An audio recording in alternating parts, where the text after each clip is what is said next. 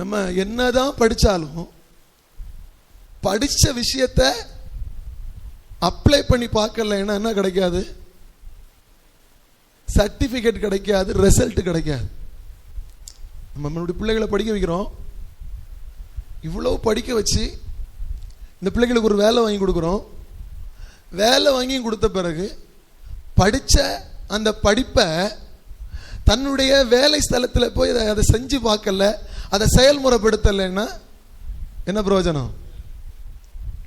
போன முதல் நாளே படரி வாக்கில் அடி கொடுத்து நீ படித்தது என்ன பிரயோஜனமோன்னு சொல்லி விரட்டுவாங்க. ராத்திரி பகலாய் கர்த்தருடைய சமூகத்திலேயோ அல்லது வீட்டிலேயோ இருந்து வேத வசனத்தை படிக்கிற நீ, பட்டதாரியை போல மாறிக்கொண்டிருக்கிற நீ, வேத வசனத்தை உள்ள உட்கொண்டு ஆவியானவருக்கு இடம் கொடுத்து அவரை பாடி துதிச்சு அந்த சிறையில்